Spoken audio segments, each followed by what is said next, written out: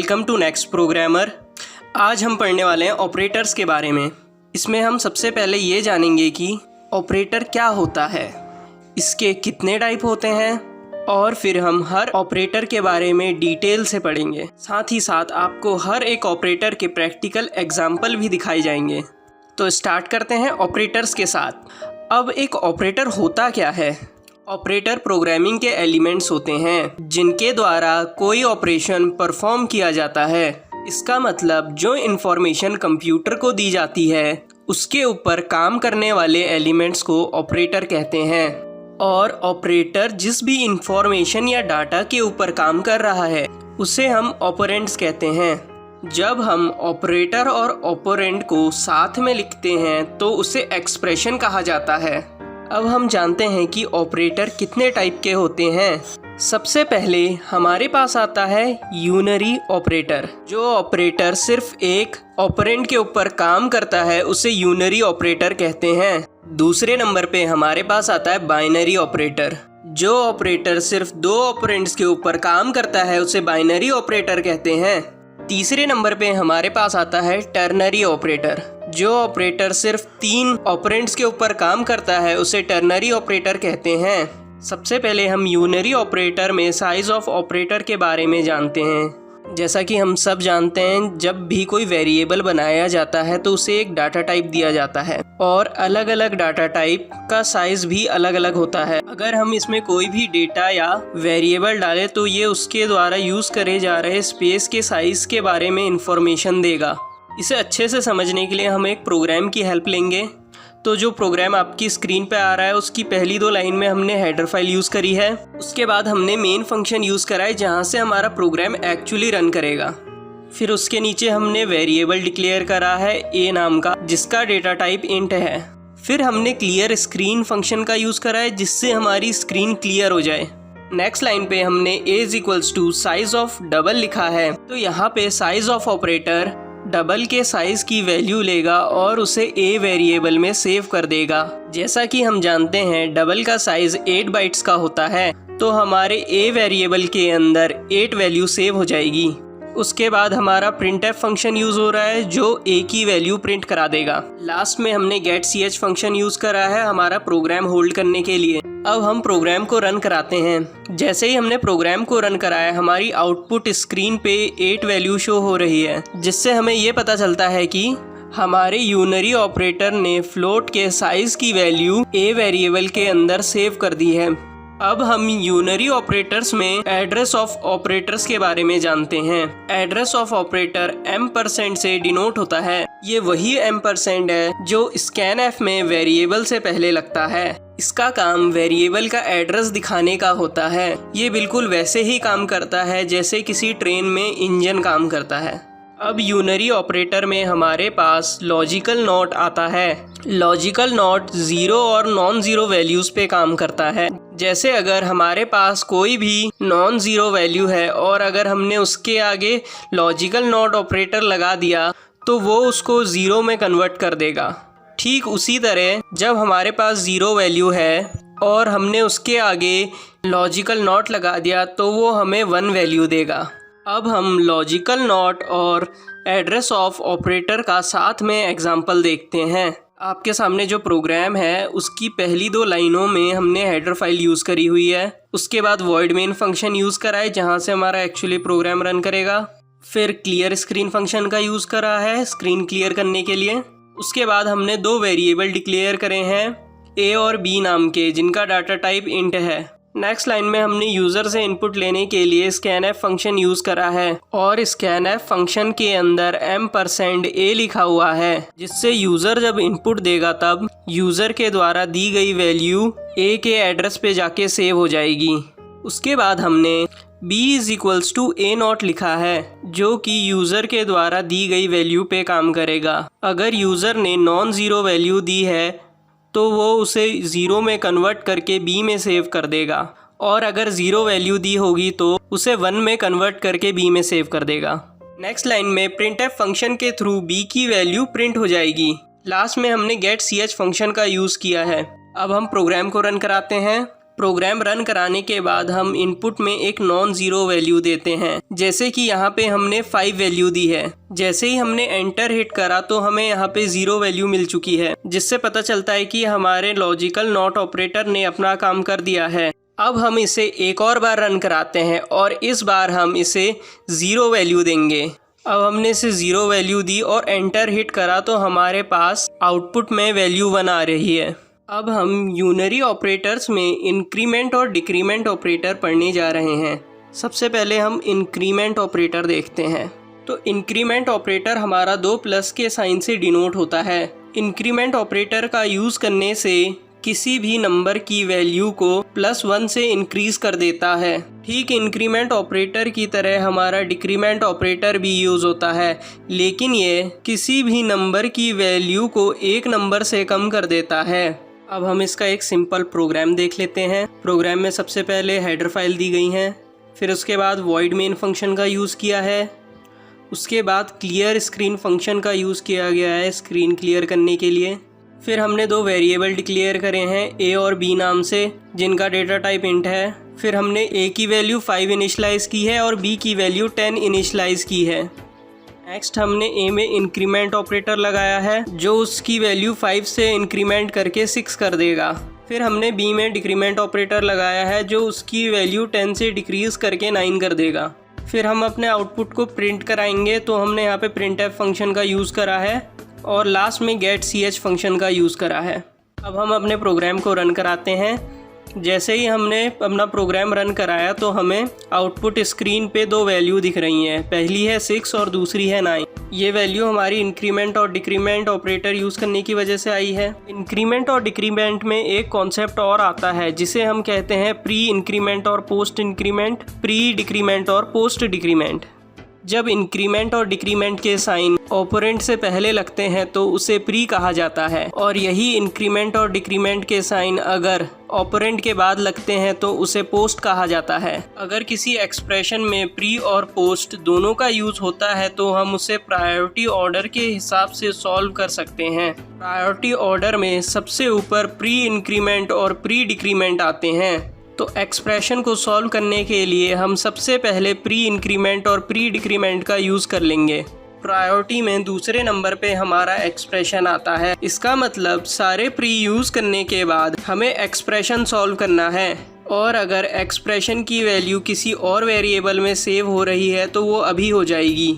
जब प्री और एक्सप्रेशन दोनों सॉल्व हो जाते हैं तो लास्ट में हमारे पास आता है पोस्ट। अब पोस्ट के हिसाब से हम सारी वैल्यूज़ में इंक्रीमेंट या डिक्रीमेंट करेंगे। अब हम इसे एक एग्जाम्पल से समझते हैं। इस एग्जाम्पल में हमारे पास 4 वेरिएबल्स हैं, जिनकी वैल्यू हमने इनिशलाइज कर रखी है। यहाँ पे हमारे पास a की वैल्यू 5 है, b की वैल्यू 7 है, c की वैल्यू 9 है और d की वैल्यू 0 है। यहाँ पे हमें एक एक्सप्रेशन दे रखा है, जो कि है d = ++a plus b plus -c। अब हम प्रायोरिटी ऑर्डर के हिसाब से सारे ऑपरेशन परफॉर्म करेंगे। सबसे पहले सारे प्री ऑपरेशन परफॉर्म होंगे, जिससे हमारी a की वैल्यू 6 हो जाएगी और c की वैल्यू 8 हो जाएगी। अब हम दूसरे नंबर पे अपना एक्सप्रेशन सॉल्व करेंगे, और एक्सप्रेशन सॉल्व करने के बाद जो वैल्यू आएगी उसे d में सेव कर देंगे। एक्सप्रेशन सॉल्व करने के लिए हम a + b + c कर देंगे। हमारी a की वैल्यू है 6, b की वैल्यू है 7 और c की वैल्यू है 8। तो तीनों को ऐड करके हमारी वैल्यू आ जा रही है 21, जिसे हम d में सेव कर देंगे। और लास्ट में हम अपना पोस्ट एक्सप्रेशन परफॉर्म करेंगे, जिससे हमारी b की वैल्यू इंक्रीज़ होके 8 हो जाएगी। अब हम इसका प्रैक्टिकल एग्जांपल देखते हैं। सबसे पहले 2 लाइनों में हमने हेडर फाइल यूज़ करी है, फिर हमने वॉइड मेन फंक्शन का यूज़ करा है, उसके बाद हमने स्क्रीन क्लियर करने के लिए क्लियर स्क्रीन फंक्शन यूज़ करा है। फिर हमने 4 वेरिएबल डिक्लेयर और इनिशलाइज करे हैं, जिसमें a = 5, b = 7, c = 9 और d = 0 है। के बाद हमने अपना एक्सप्रेशन लिखा हुआ है d = ++a plus b ++ plus -c। फिर अगली लाइन में printf फंक्शन की मदद से हमने सारे वेरिएबल का आउटपुट दिखाया है और लास्ट में हमने getch फंक्शन का यूज़ किया है। अब इस प्रोग्राम को रन कराते हैं। जैसे ही हमने एंटर हिट करा हमारी स्क्रीन पे आउटपुट आ चुका है, जिसमें हमारी A की वैल्यू 6 आ रही है, B की वैल्यू 8, C की वैल्यू 8 और D की वैल्यू 21। अब हम बाइनरी ऑपरेटर्स पढ़ेंगे जो दो ऑपरेंड्स के ऊपर काम करते हैं। सबसे पहले आता है हमारा अर्थमेटिक ऑपरेटर। अर्थमेटिक ऑपरेशन में हम दो ऑपरेंड्स का एडिशन, मल्टीप्लिकेशन, सब्ट्रैक्शन और डिवीज़न करते हैं। इन अर्थमेटिक ऑपरेटर्स के साथ साथ हमारे पास एक और एक्स्ट्रा ऑपरेटर आता है जिसे हम मॉड्यूलस ऑपरेटर कहते हैं। मॉड्यूलस ऑपरेटर हमें दो ऑपरेंड्स का डिवीज़न होने के बाद जो रिमाइंडर बचता है उसकी वैल्यू देता है। अब हम मॉड्यूलस ऑपरेटर और अर्थमेटिक ऑपरेटर का एक एग्जांपल देखते हैं। हमने प्रोग्राम की पहली दो लाइनों में हेडर फाइल लिखी है, फिर वॉइड मेन फंक्शन का यूज़ करा है, उसके बाद क्लियर स्क्रीन फंक्शन का यूज़ करा है। फिर हमने 4 वेरिएबल डिक्लेयर करे हैं और उनको इनिशियलाइज भी करा है। वेरिएबल A को 7 वैल्यू दी है, वेरिएबल B को 3 वैल्यू दी है, वेरिएबल C को 0 वैल्यू दी है और वेरिएबल D को भी 0 वैल्यू दी है। नेक्स्ट लाइन में C = A+B लिखा है, जिससे कि हमारी A और B की वैल्यू प्लस होके C में सेव हो जाएगी। A हमारा 7 है और B हमारा 3 है, तो C के अंदर 10 वैल्यू सेव हो जाएगी। A और B के बीच में जो प्लस साइन लगा है वो अर्थमेटिक ऑपरेटर है। फिर हमने मॉड्यूलस ऑपरेटर यूज़ किया है जो A को B से डिवाइड करके उसका रिमाइंडर D में सेव कर देगा। हमारी A की वैल्यू 7 है और B की वैल्यू 3 है, तो दोनों का रिमाइंडर हमारे पास 1 आ रहा है, तो D में हमारा 1 सेव हो जाएगा। नेक्स्ट लाइन में printf फंक्शन की मदद से हमने C और D की वैल्यू प्रिंट करा दी है और लास्ट में getch फंक्शन का यूज़ किया है। अब हम अपना प्रोग्राम रन करते हैं। जैसे ही हमने प्रोग्राम रन करा हमारी स्क्रीन पर आउटपुट आ चुका है, C = 10 और D = 1। तो इस तरीके से हमारे अर्थमेटिक और मॉड्यूलस ऑपरेटर काम करते हैं। अब हम पढ़ते हैं logical operators. Logical operator logic word से बना हुआ है। लॉजिक या तो सही होता है या फिर गलत होता है, और कंप्यूटर में अगर कोई चीज़ गलत है तो उसे 0 से डिनोट किया जाता है और अगर वो सही है तो उसे 1 से डिनोट किया जाएगा। यहाँ पे सारी नॉन ज़ीरो वैल्यू को ट्रू लॉजिक या फिर 1 कंसिडर किया जाता है।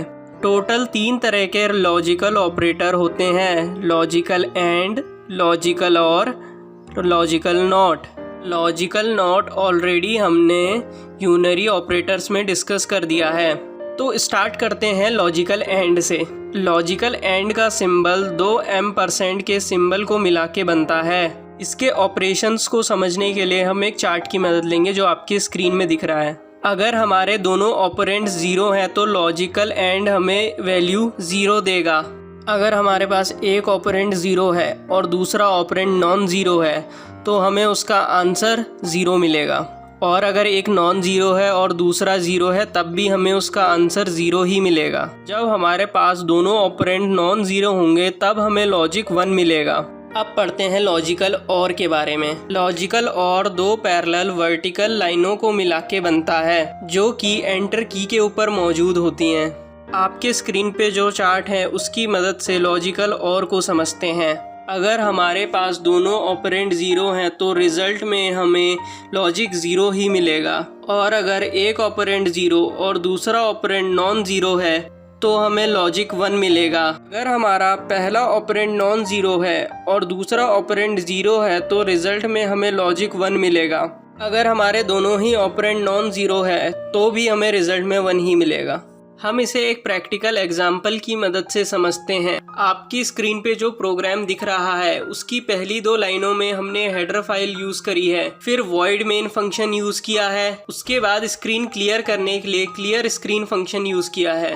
फिर हमने 3 वेरिएबल डिक्लेयर करे हैं और 2 वेरिएबल को इनिशियलाइज भी किया है। वेरिएबल A को 13 वैल्यू मिली है और वेरिएबल B को 6 वैल्यू मिली है। नेक्स्ट लाइन में हमने लॉजिकल ऑपरेटर्स का यूज़ किया है जिसकी वैल्यू C वेरिएबल में सेव होगी। पहले हम एंड ऑपरेटर के दोनों तरफ देखते हैं। एक तरफ A0 लिखा हुआ है, A की वैल्यू नॉन ज़ीरो है तो नॉट लगाने के बाद उसकी वैल्यू 0 हो जाएगी, और B की वैल्यू भी नॉन ज़ीरो है तो नॉट लगाने के बाद उसकी वैल्यू भी 0 हो जाएगी। अगर एंड ऑपरेटर के दोनों ऑपरेंड 0 होते हैं तो हमें लॉजिक 0 मिलता है। तो यहाँ पे ब्रैकेट्स के अंदर हमारे पास 0 आ जाएगा। ब्रैकेट के बाहर एक और नॉट ऑपरेटर लगा है जो हमारी 0 वैल्यू को 1 कर देगा, जिससे हमारे सी वेरिएबल के अंदर 1 वैल्यू सेव हो जाएगी। नेक्स्ट हमने प्रिंटएफ फंक्शन यूज़ करा है जो हमारे सी वेरिएबल की वैल्यू को प्रिंट कराएगा।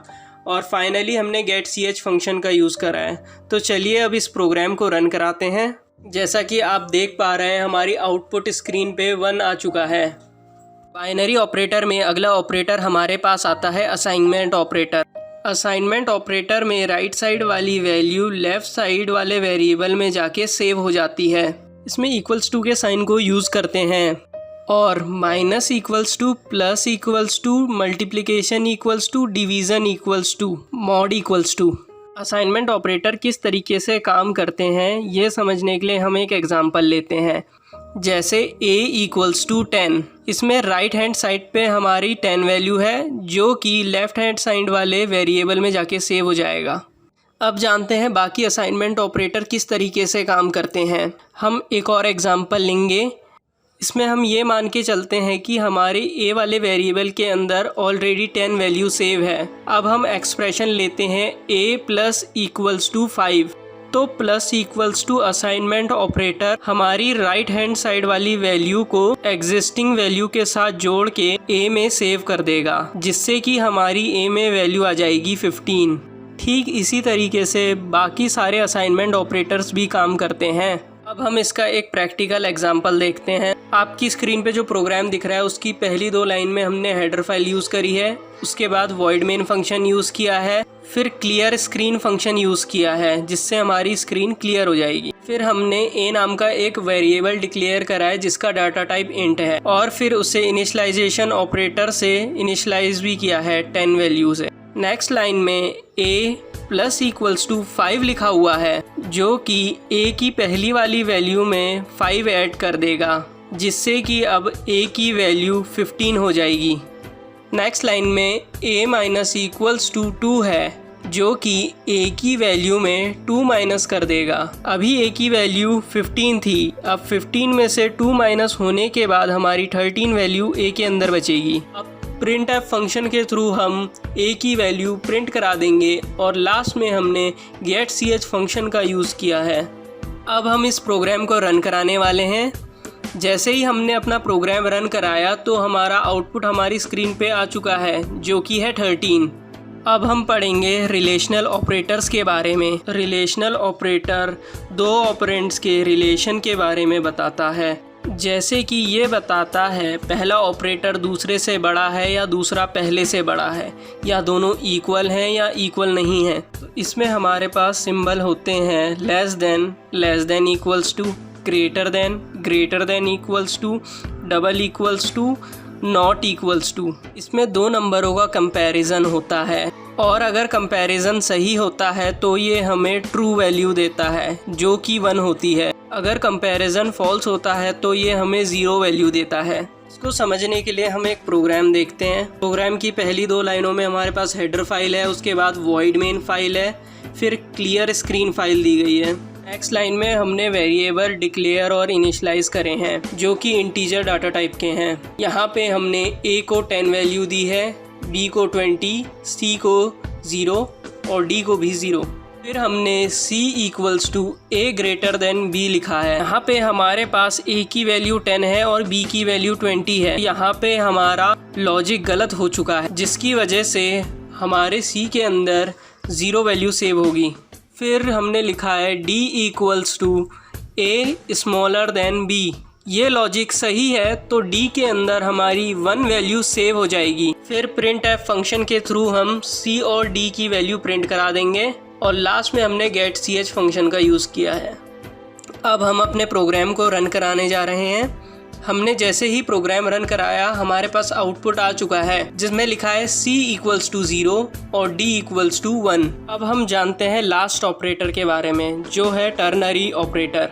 टर्नरी ऑपरेटर वो ऑपरेटर होता है जिसमें सिर्फ 3 ऑपरेंड का यूज़ होता है। इसमें हमारे पास कंडीशनल ऑपरेटर आता है। आपकी स्क्रीन पे कंडीशनल ऑपरेटर का सिंटैक्स लिखा है। इसमें हम एक्सप्रेशन 1 की जगह पे कोई कंडीशन पुट करेंगे और अगर वहाँ पे कोई भी वैल्यू है जो कि नॉन ज़ीरो है तो वो उसे ट्रू मानेगा और अगर ज़ीरो वैल्यू है तो वो उसे फॉल्स मानेगा। जब कंडीशन 1 ट्रू होती है तो हमारा एक्सप्रेशन 2 एग्जीक्यूट होता है, लेकिन जब कंडीशन फॉल्स होती है तो हमारा एक्सप्रेशन 3 एग्जीक्यूट होता है।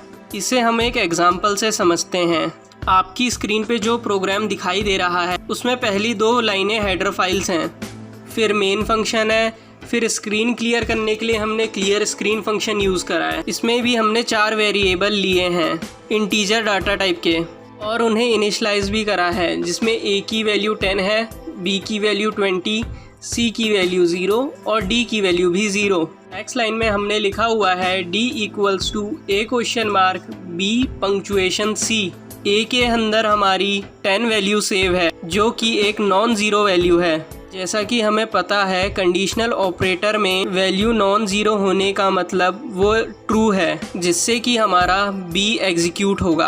अब D में B की वैल्यू सेव हो जाएगी जो कि 20 है। नेक्स्ट हमने printf फंक्शन का यूज़ करा है जो कि D की वैल्यू प्रिंट कराएगा।